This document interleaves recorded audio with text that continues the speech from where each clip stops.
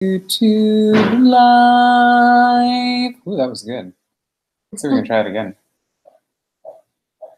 And we're on live. That's better than doing like Baby Shark. I've never heard the Baby Shark song before. Like the Baby Shark do do do do do do, Baby Shark do do do do do. See, I can't believe that you never heard that before, because like I remember that song from like camp songs from when we were kids or something. Seriously? Hey, Jen's on here. Hey, Jen. Hey, Jen. Really? Because like until so like on Facebook, hey Christina. So Facebook has this thing where like you can do different live things and you can do different like masks, I guess. And one of them is like this Baby Shark song that I've never heard of before. And like the kids and I are doing it, and it just like it keeps just going over and over again. Baby shark do do do do do, Baby shark do do do do do. Yeah, I've never heard of it before, like before in my life. And so my kids and I were on Facebook Live doing Baby Shark, and I was like, all of a sudden it switches to Mommy Shark, and I'm like, what? There's a Mommy Shark now? And then all of a sudden there's Daddy Shark, and I'm like, just going with it. I'm like, yeah, Daddy Shark do do. And then I didn't know like. After that, I'm like, is it going to be like Auntie Shark do do do do? Like, and it didn't. But anyways, hey everyone, how you doing? Everyone doing great, I hope. We are on Facebook Live and we are on YouTube Live. And we are going to get ready to start here. We are waiting to get our special guest on here. I'm waiting for her. Hey, Dusty, if you're on here, I haven't seen you join, so you might need to comment to me. Like comment on the video, and then I can click on your comment and add you. There we go. She said hello. So we are going to, Bring her on, right? Oh, yeah, okay, there we go. Here we go. Here she comes.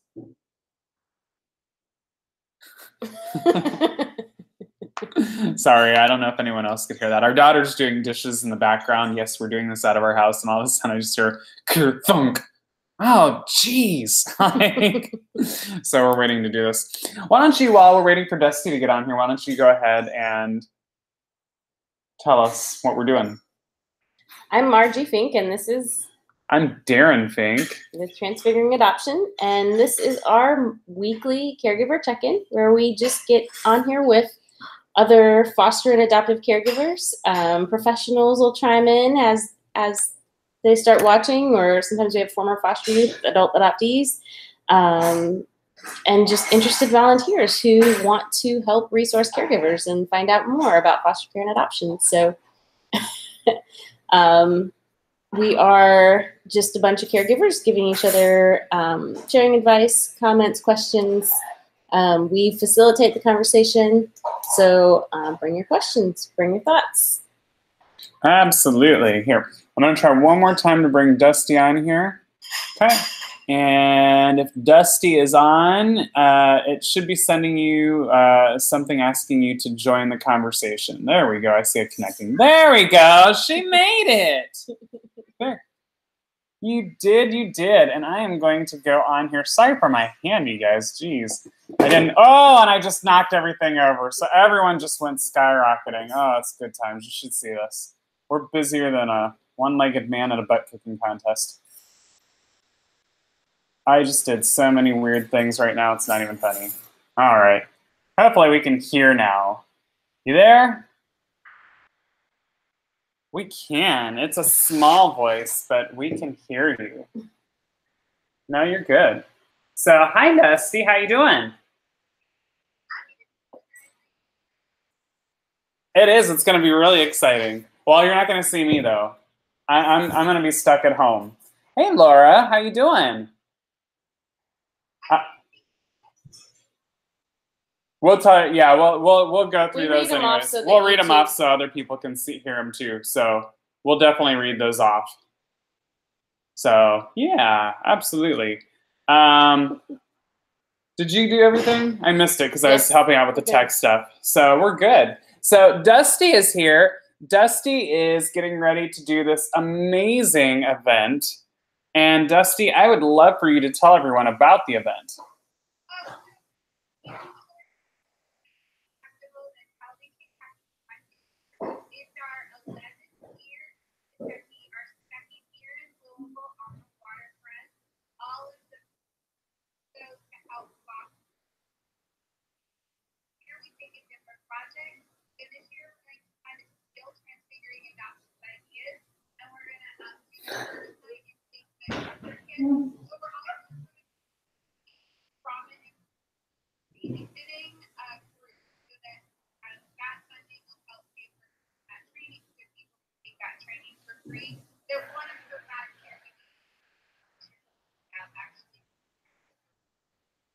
Very cool.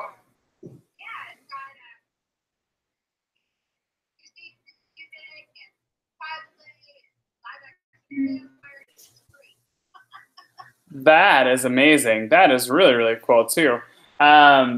So yeah, what else? What else are you going to be seeing at the event? Like live action Mario Kart, and what else? Like what does one see when one goes to this event?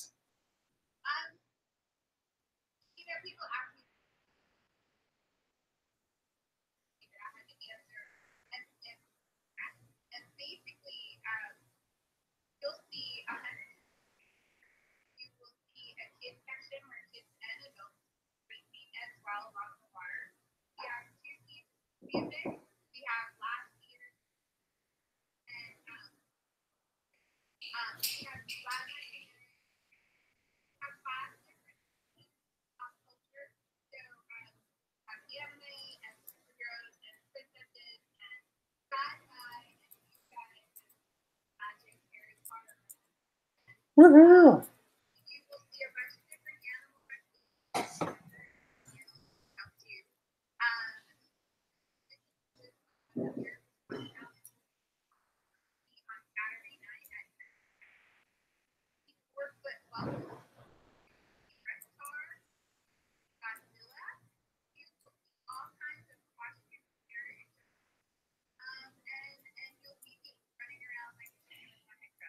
Woohoo! That sounds exciting.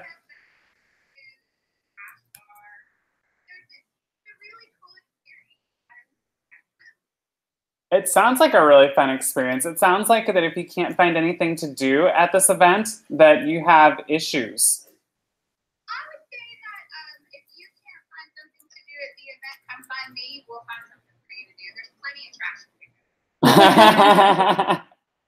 That's awesome. That is so cool. And can you tell, we had a lot of people just join in. Can you tell people again why are you putting on this event?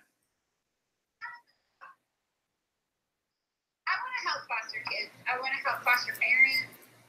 We want to help our we want to help as many different levels help foster. They have a storefront, those processes, and foster kids can go in there and shop, and it's free, and it's pretty phenomenal what they do.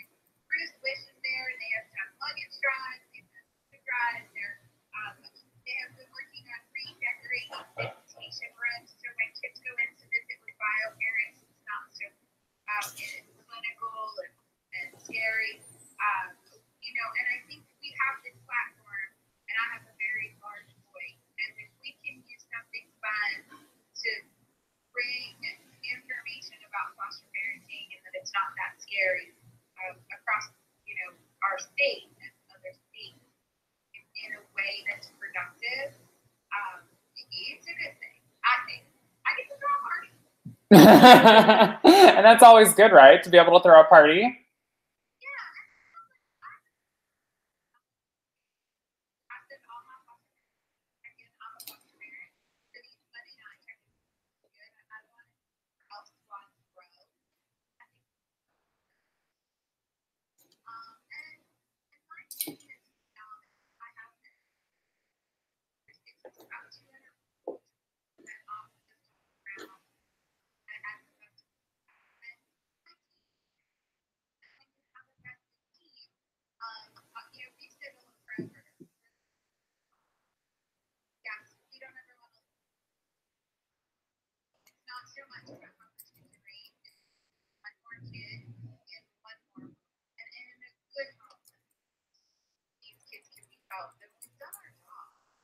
That's fantastic.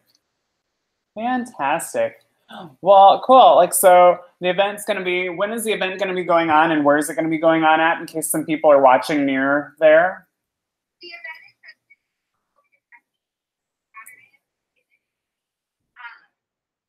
So the event hours are 10 to 10 on Saturday, to 5 on Sunday. Now the kids section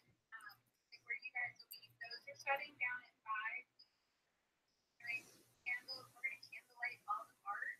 And with the performance, kids were expecting to have large crowds, and want to kind of make sure that everybody's safe and the kids are safe. And so we have free trolley services from 6 to 10, so people can park around and get some and you know, you can hang out in Indiana and walk across the bridge on their festival too. So we thought to stay on 2 states. So it sounds like it's going to be a lot of fun for any type of family, right? To come to this.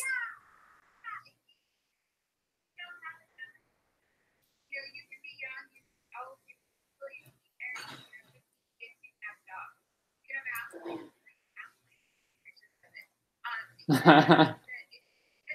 event really does encourage families to do family things and to talk and to have these discussions.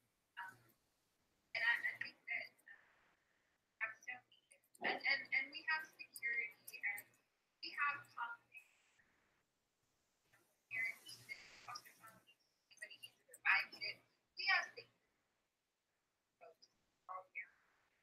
outside that school. That is very cool. So it sounds like you guys have thought of a lot of things, and Margie's looking forward to being there, I know. I wish I could go. I really wish I could be there. I think they would too. I think they'd have a lot of fun. Maybe next year we'll be able to do it. Just this year it didn't work out. As we're transitioning, thank you so much for telling us about that. So one thing that I wanted to actually open up, so what Margie said at the beginning is, this is our caregiver check-in, and Dusty's been actually a part of the caregiver check-in a lot, so she knows how this works. So we are going to start talking about a topic, but if there is something that you want to talk about, like anyone wants to talk about, just go ahead and leave a comment, and we will share that comment so that Dusty can also talk about it with us. And this is your time as caregivers or professionals or whoever you are watching. This is your time to ask questions or give advice to foster and adoptive parents and for us to talk and hash it out.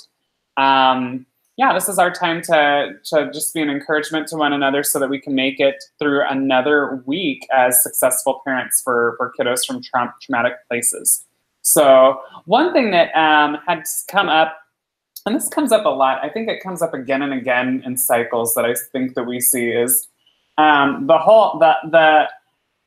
we have a lot of foster families or adoptive families, we're made up from different cultural backgrounds.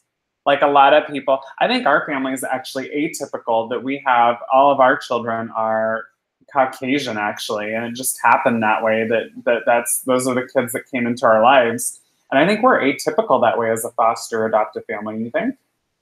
Somewhat. There's a lot of transracial foster placements and adoptive placements. So one thing that came up is we met some folks and they were just kind of talking about, what do you do to make a child from a different cultural background, racial background, like what do you do to make them feel comfortable in your home? And I guess one thing that I want to kind of explore is, when is it going too far and you're thinking too much of how to help the child, and what are things that, yeah, you need to really consider that, or you really need to do that, if that makes sense. Like, so what are some things, and I'm asking this out to Dusty or the community or Margie or whoever, okay, so Christine said that she's commenting, she says, yeah, they have all Caucasian kiddos too in their home. What are things that you do as, I guess, is it transracial? Is that the term that I use? Transracial family. Like, what do you do to make sure that everyone's comfortable in the family or everyone feels connected? So,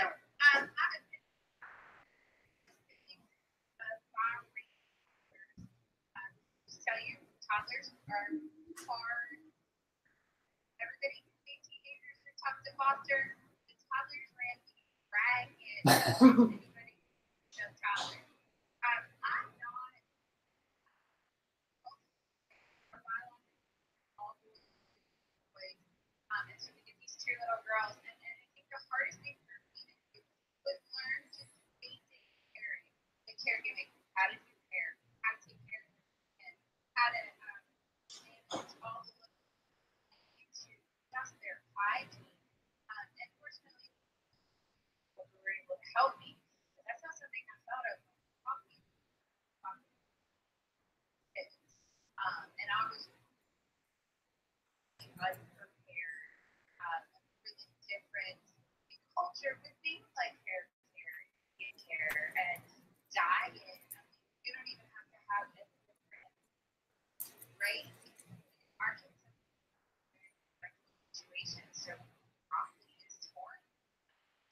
it just takes, well, it is, you know. It's really, yeah.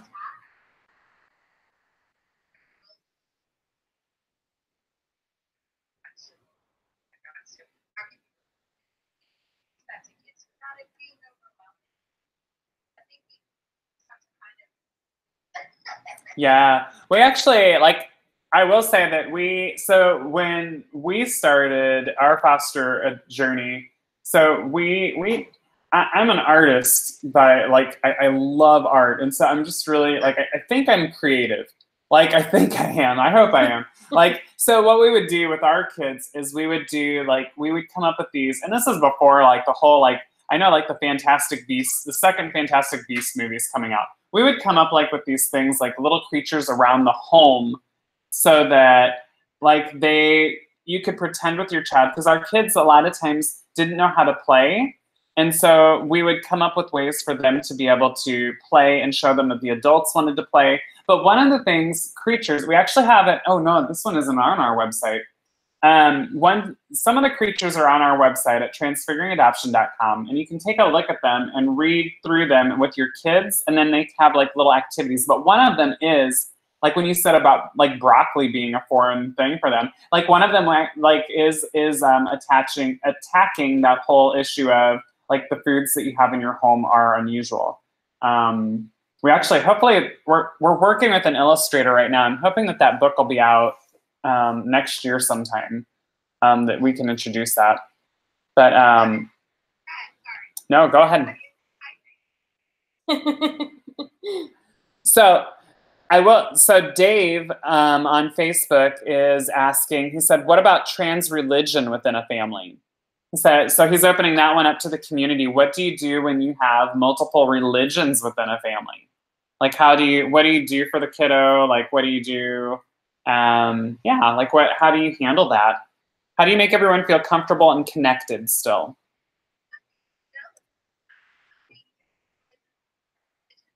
It's different everything. And I personally, if the child has, it is up to us to respect that and then to really come to that because that faith and that ability in something probably brought very difficult time. And so we take that away when we try to put something else over top of something that they were used to cope with, we're going to hang on to, we're doing them a great disservice. And not for training. A bedtime story or another way to celebrate and to kind of remove all that and not embrace it and want to know about it and want to know what makes them special. It is, to me, it's unfair. And one thought that I have on that too is sometimes, depending on especially if it's a younger child, I wonder if it's not so much about the belief either, but it's about that's a connection to my birth mom or my birth dad. And it's almost like having your security teddy bear, like from the birth home. Like, don't rip that. Yeah, you can't take that away. I think, and you know, you can like tie it right back to so, you know, some of the behaviors that seem so challenging to foster parents in general, lying, stealing, fighting, I mean, whatever it is, those are the behaviors of the five.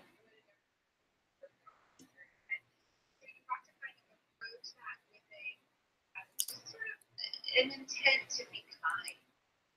Right, for sure. But I'm curious what other people have to say, because I know that there's probably a lot of opinions on different topics like that, but we're specifically talking about, so we had the question about trans religion, but my question was, what do you do if you have a transracial family through foster care or through adoption? What do you do to make everyone feel connected and welcome? And when is it taking it too far? Like when are you doing too much work and you're basically you're just too worried about it maybe? Like I'm curious what people have to say about that. So Christina said we had to learn to deal with no cutting hair and wearing skirts. We did not really have to deal with different churches. For us, that would be difficult as I am a children's minister. Yeah, so even within sometimes the own particular faiths, you have different, things going on. Janice says, what about a mixed child that was being raised in an all-white family that thinks he is just really tan? Do you introduce the culture or no? Ooh, that's a good question.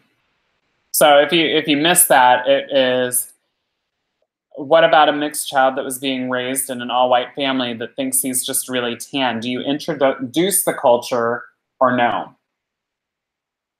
I introduce my kids to all of Mm-hmm. right? So we don't discuss color, we don't discuss the difference of religion in ways that are debatable. This is what this person believes, this is what this person feels. I think that I would introduce that. I would introduce a lot of different things too. A lot of different aspects of different cultures are so beautiful. And to share those with kids, it gives them a view of the world. And especially in childhood when it's so innocent, everything brings wonder. Those are the times that you want to introduce that, because just because he's different, and different culture doesn't mean he's loved any less or he's looked at differently, at least in our home or somebody else's home. And I don't think there's any black and white with that either, right? Like, I mean, it's funny we're talking about this, it's part in the pun, I guess. Like, there's no, like, right or wrong with it, because I think it's going to be up to that child too.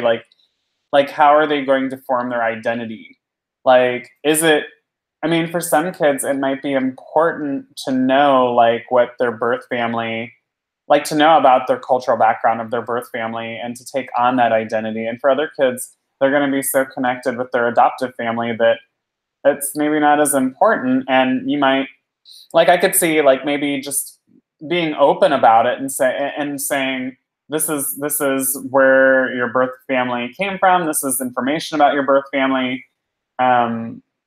But there's obviously more to a family than cultural and racial background. So I don't know. I just think being open. I think that openness is the key. Mm-hmm. One of the hardest things we struggle with right now is a teenage girl, which her goal is to take her out but and I'm trying to teach her that her religion or her sexuality or her color of hair, that's not construct. That's not what's defined. Those are just things that she's, doing or embracing or, enjoying, and we'll support that. But what defines her is her kindness and her passion and her intelligence, sense of humor, that's who she is. And so I'm struggling with trying to find that balance. And yes, this time are you are with that whole.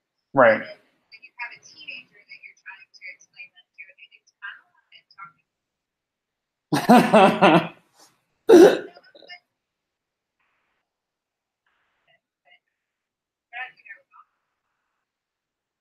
Our kids, I want to watching how they have to help their kids embrace that they are just kids.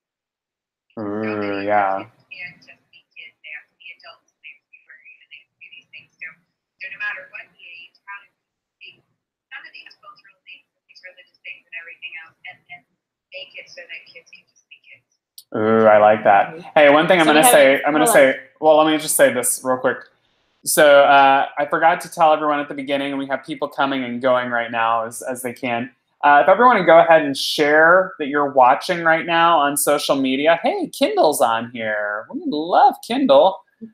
Go ahead and share that you're watching this on social media, because we always tend to, when people are able to share on Facebook that they're watching, we get more people in and the conversation just gets that much richer.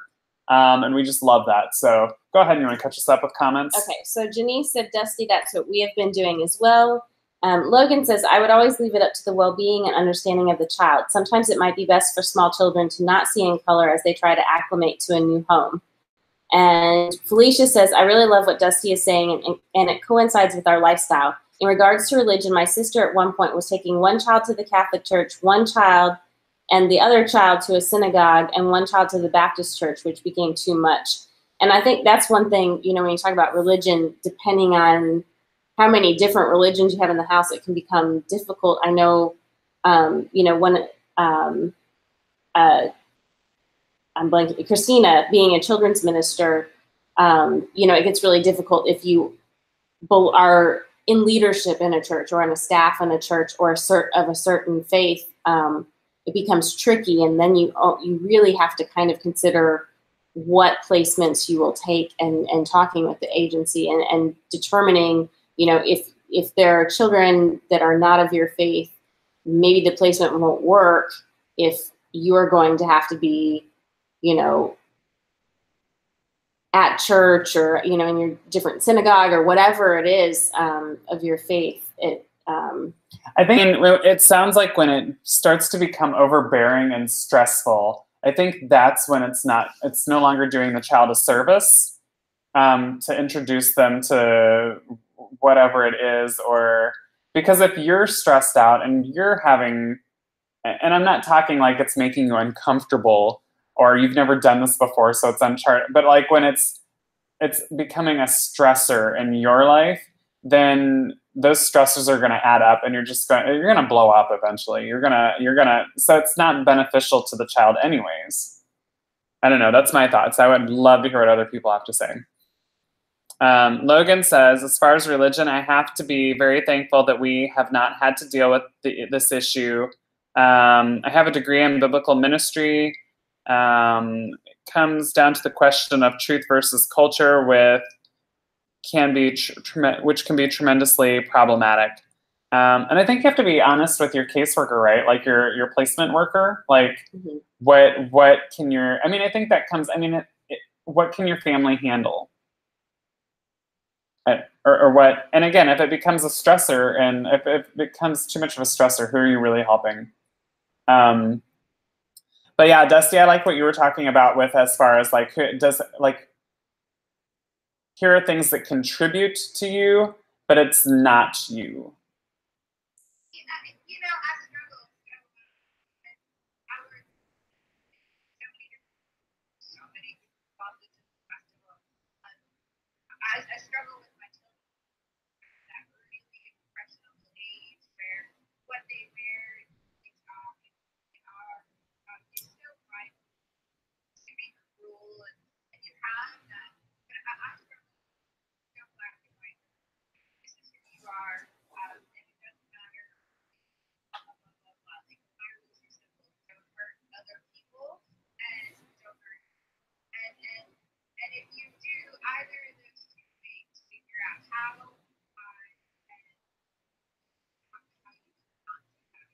do. I really, I work with a teenager. I don't know. Teenager. But I think I know, I believe other things, and that I'm and I'm allowed to, and you're allowed to have different stuff to make me love you. And I have plenty of people in religious leadership who really embrace that kind of notion of it will follow what's good if it's made to be good. If they're not made to feel bad in something right now, you have a hard time to believe in themselves, let alone something else. Or to trust anyone, really, like to trust anything. So one thing I think too is just as far as like even looking at like the racial background, different things like that, is I think there are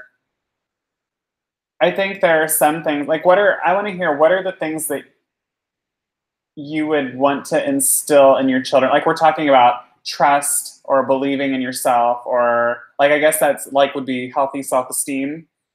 Like no, I have not.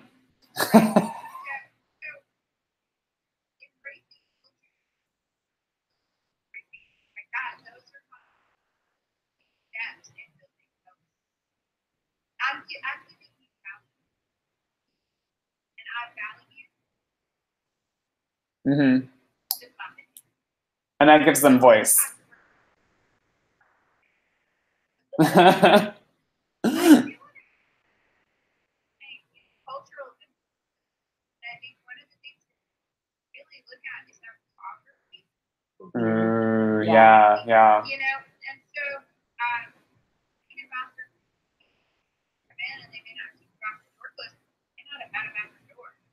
Right. Or they borrow your parents,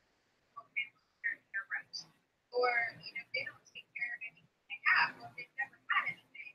They've never been taught to place value in those things, and so that always brings conversations with anybody. Poverty is a culture. Yeah, it really is. Yeah, I mean, from things like, you know, are you using toilet paper? Well, if they didn't have toilet paper, they maybe haven't been taught how to use toilet paper, or they, you know, they're not used to using it, to flushing the toilet. You know, hygiene, like we talked about before, you've never had broccoli. I mean, we had kids, you know, it was a real struggle. If vegetables didn't come out of a can, like vegetables out of a can taste very different than vegetable. We tend to use frozen bag vegetables. And so, I mean, it was huge. Like it totally tastes different than the salty stuff that comes out of a can. You know, so we ended up, because we ate so differently, we had to kind of incorporate different foods for a while, and then we had to kind of ease in, and we had to do different things. I think we blogged one time about our blindfolded dinners, to encourage the kids to try new things. We gave them all we had food journals, so I gave them each a little journal, and so each night, like, we would blindfold them, not every night, I think, but sometimes if we were introducing something new, put a blindfold on them and put the food in front of them, and they'd try it without, you know, seeing what it looked like, without really knowing much about it. And then we would take the blindfolds off, and then we would have a discussion, and they would, like, depending on their level, you know, some of them could just draw faces, you know, or words of what they thought about the food. And then, you know, we come to a consensus and something we want to do again as a family. And so it's kind of a fun activity that they started looking forward to. And it kind of created this just neat thing that they were doing, that so we could try new foods.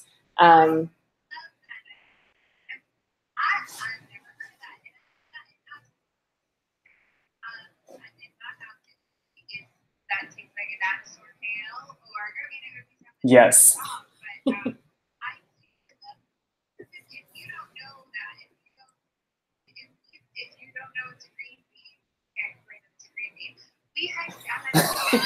So true.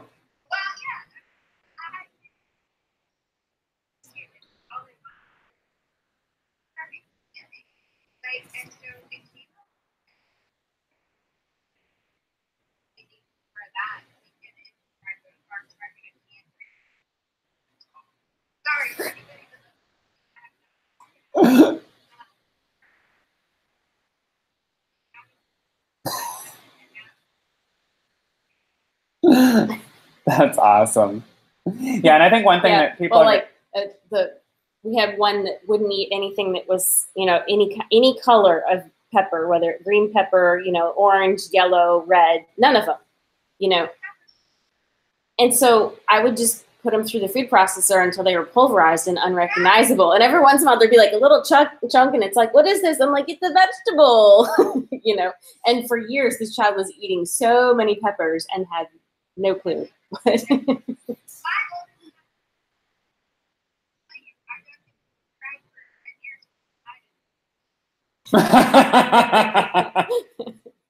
That's awesome.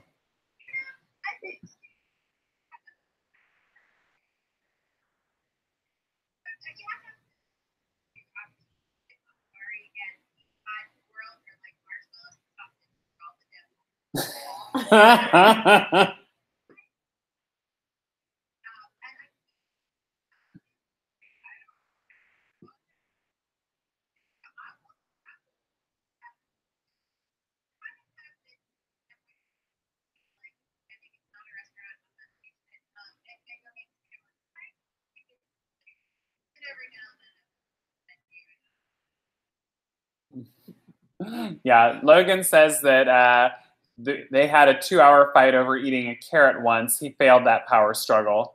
And Harvey says, Zach thinks zucchini is cucumber or he won't eat it. That's fun.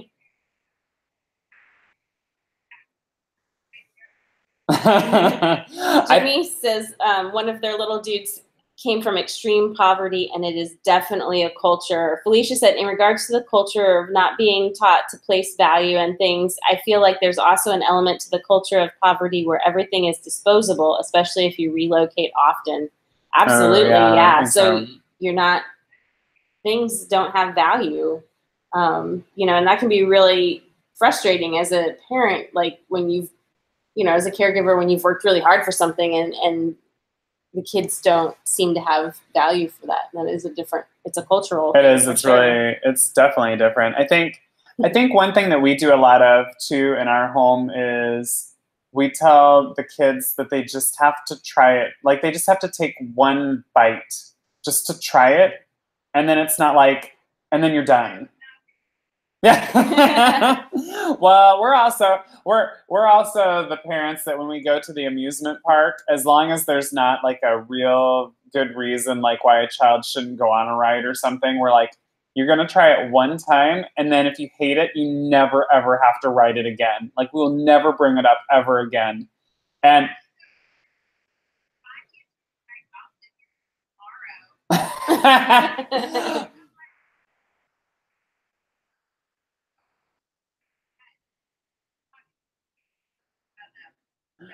well, one thing, I think the thing that helps us out is we have other kids that are like it's like monkey see, monkey do. Like they're like they'll actually say like, yeah, just do it.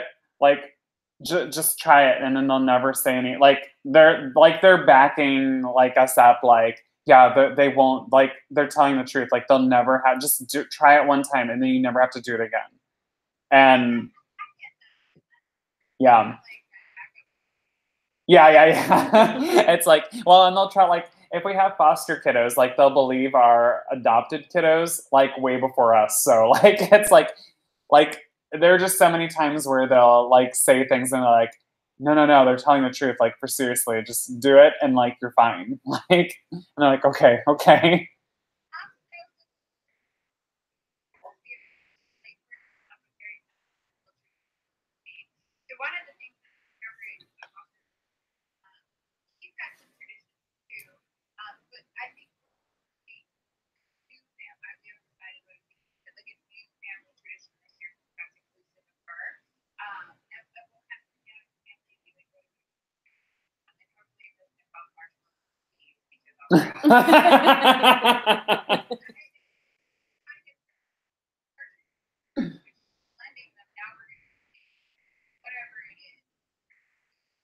And I think those are fun because we've done a lot of that, like over the years, where we have our traditions that, as a family, we kind of developed. Janice says that we gave him a special toy he is responsible for taking care of and always knowing where it is. If it gets lost, it'll be sad, and he is responsible for finding it. It has given him a sense of responsibility and importance towards his things. Oh, that's cool. Yeah, that is really cool. Yeah, it's really fun. I like the, I like coming up with the new traditions because I feel like if you come up with a new tradition, I feel like as a family, when you come up with something like that, it connects you all. And then it's a new tradition. So it's not like no one's feeling left out because it's new, but it's not scary new because you're all coming up with it together. And then they're just interesting to hear too, because every family is unique. And then when you add one more person into the mix, it's a different unique. And so like the traditions become just, I don't know. Like I know like when we had, my brother-in-law joined our family and no one had children. We like just randomly started this tradition where, we passed out the wrong Christmas presents to each other. And you had to open it up and pretend like you were the person that was really supposed to be receiving it. But you couldn't show them what was actually in it. They had to guess what was in it based on the reaction and based on what you were saying about, like, I had to act, like if I got my sister's gift, I had to act like my sister. And she had to sit there and figure out, okay, what did this person get me? Because evidently I'm excited about this. Evidently I think it's something fun to wear. And I don't know, it was just stupid fun. And those make the best traditions, just the fun ones. So Harvey says they choose the meal as a family. He says, we are tired of turkey and ham, LOL.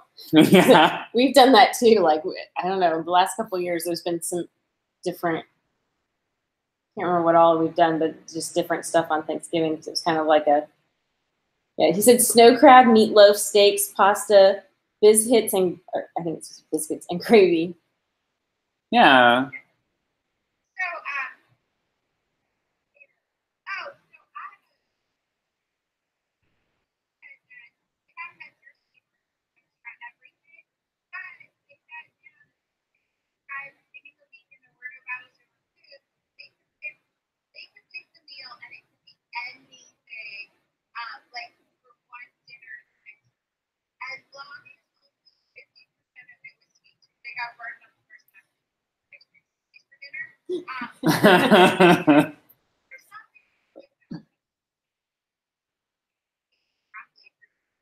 Right.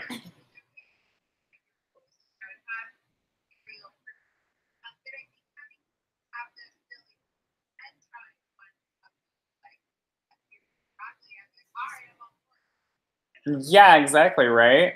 Well, and I mean, that a lot of what we try to do and incorporate, even on our website, is it's this idea that kids can learn a lot through, and even adults, we learn a lot through play. And we learn a lot when we're not directly given a task and saying, okay, now you're going to learn about this. And it's like a classroom experience. We learn a lot through play and just that playful engagement with each other. And like I said before, I think at the very least, if nothing else, through all that playfulness and all the silliness, the kids are seeing that adults can play too, and we can have fun. And it's important that they learn how to do it too, because I mean, I don't know how many foster parents I've heard that you've got to have a good sense of humor, otherwise you'll never make it. And I mean, you have to practice playing then, so that when something like some real stuff hits the fan, you've practiced playing, so you know how to joke around and you know how to play, because it doesn't come naturally. So Felicia says, I had an arrangement with a child where if he tried something that he stated he had in the past and did not like, then I would try something that I did not like from my childhood and hadn't eaten since. That's how I discovered that I actually like beets as an adult. Huh. That's really great, yeah.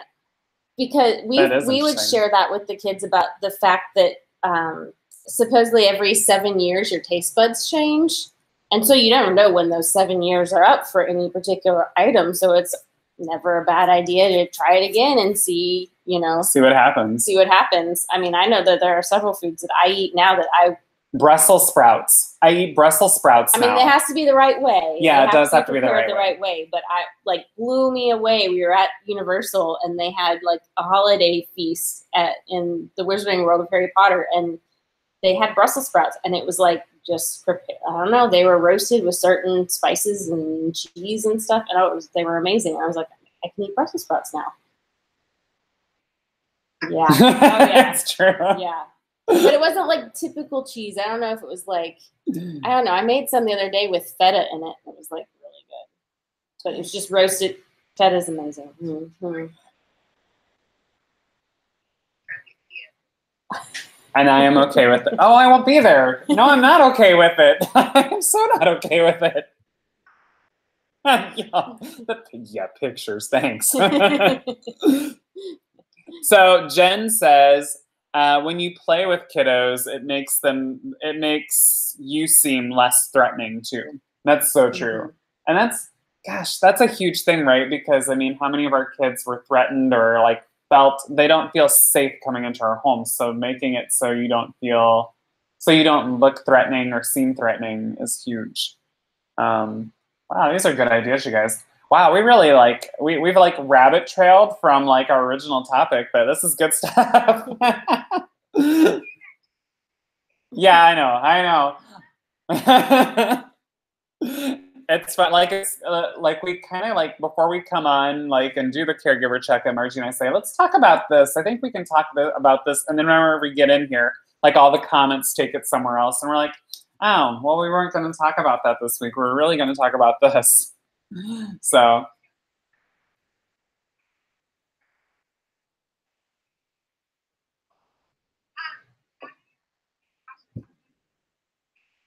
Ooh.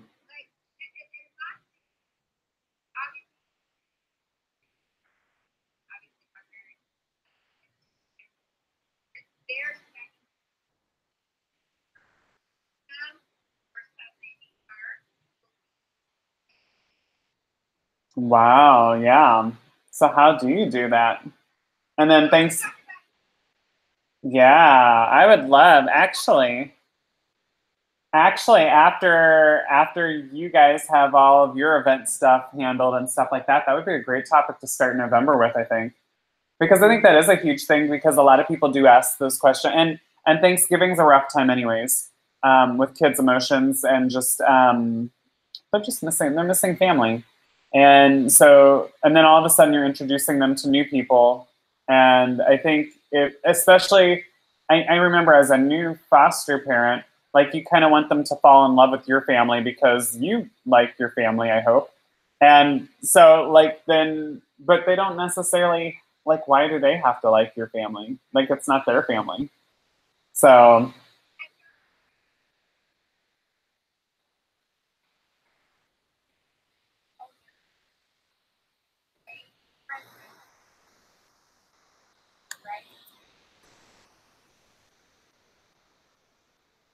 right. Fantastic. Well, you guys, we are getting down to our last 10 minutes. So because of the video lag with our live video, I'm going to throw it out there to get your last questions or comments in there.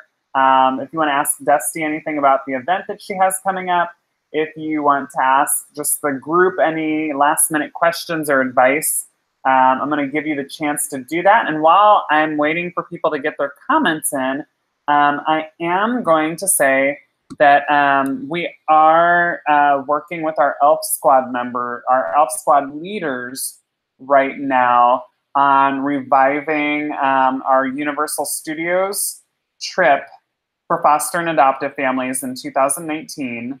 So what that's going to be is we're going to allow 8 families to come with us to the Universal Studios. It's going to be, yeah, you look like you have something, Dusty. She's shushing. She's shushing. Oh, I was like, oh, okay. Like, so yeah, so we did this trip last year. Didn't have enough interest in it yet for people. But what's going to happen with this Universal Studios trip is we will have 4 staff members that are trauma informed that are going to go on this trip, and they will be able to take these 8 families around the park, help guide you, help show you where things are at. So if this is something that you're wanting to celebrate, I don't suggest like adopting a kiddo and then going, but like maybe like an anniversary, like this your adoption anniversary, or like you want to take your foster kiddos with you, but you're not sure how you're going to handle the behaviors. This would be something good for that. What I'm throwing out to our group here that, because you guys join in all the time, is if you guys know any juvenile lawyers that you have connections with them, I would love to get connected with them because we're finding that people in that profession, it can be a lot of negativity doing juvenile or family law, and being able to help a family get on a vacation is something that they are really into and make a positive impact. And so we want to talk with some juvenile lawyers if you know any connections to help us fund a trip like this. But let me know, and let us know too. You can send information at info@transfiguringadoption.com. Let me know if you'd be interested in a trip like this. It's not, we're not funding a trip and it's free. It's going to be a reduced cost trip, but you're getting things like lodging, meals, your tickets, and then, like I said, the 4 staff members that are going to be helping your family around the park. And a kit kind of tools Right. for So you get a lot with it. surviving the amusement park.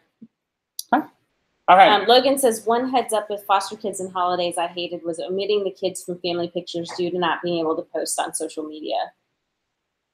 But you can post on social media.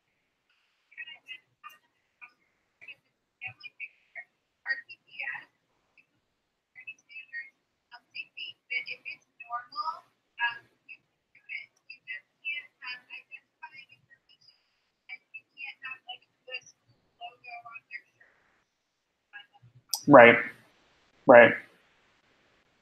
So I really. Yeah, there are still some agencies that kind of haven't caught up with some of the prudent parenting and the different states and different agencies are different on that.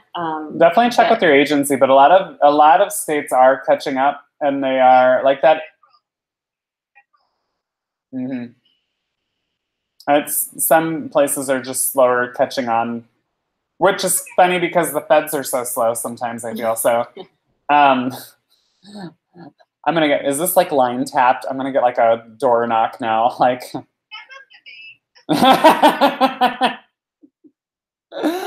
it's gonna be yeah, I feel like though that makes everything so much easier because I feel like that's so odd to have to take. I'm with you, Logan. Like I feel like it's odd to have to say, okay, now you kids are gonna go stand over there while the real family takes a photograph.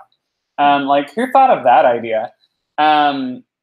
So yeah, like it's just, I don't know, it's just so awkward. Yeah, so Janice says, our worker, DCBS Kentucky, told us we can't post it all unless the face is covered. Yeah, and I've seen a lot of posts with kids, you know, like stickers over their faces, that kind of thing. Not like real stickers, but like the emoji stickers. The emoji stickers and that. Yeah. Such. It's still like, I still feel like it's weird, and I feel like it's robbing that. Like I feel like it's robbing that child of a moment. Like because. Yeah, then at that time, like they're going through something, but like what if later on down the road, like they want to be connected to that photo or something like that, and they like you give them a bunch of pictures with emojis over their face. Like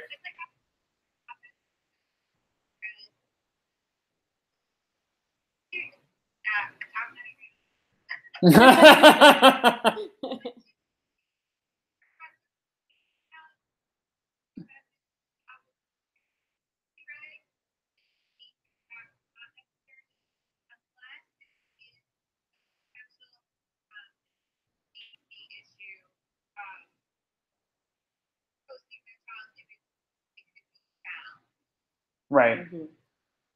And there's so many ways to avoid that. So it should be prudent parenting. Prudent parenting is just a great thing, I think. So I love it. That's fantastic. Okay. Well, thank you so much, everyone, for joining us. Don't forget to, we are still running our Chris Rankin Award for Best Adoptive Parent for 2018. Nominations can be entered through the end of this week. And then we're going to be pairing them up with the 3 celebrities that we have, which you can go see. I won't waste your time right now, but well, yeah, I will. Stan Yavinsky, Chris Rankin, and Ann Heffron are all 3 of our celebrities that we're going to be pairing people up with at the end of this. Yeah, definitely go. If you are an adoptive parent and you think that you earned this award, tell someone to nominate you, for heaven's sake. Good grief. Or if you know someone else that needs to be nominated, there are just a lot of people that are unsung heroes that they get that this is a difficult situation for children to go from having to leave their birth home and going into an adoptive home. And there's so many great parents that walk that journey with them and do it successfully. And they're just unsung heroes. So we're really hoping that we can take this contest and just really talk and celebrate those parents that are able to take kids through a delicate time. So go to transfiguringadoption.com and nominate someone before the end of this week. So thank you so much, Dusty, for being on here. It was good. Thanks. No, I'm seeing I will Margie. see you. You'll see the better half. So thank you so much, everyone, for joining us. Come back next Monday at 8 p.m. and we will chat about some more things. And be sure to invite other people, and we'll have a bigger conversation. So thanks so much, everyone. We hope we're helping to nurture and grow your foster adoptive families.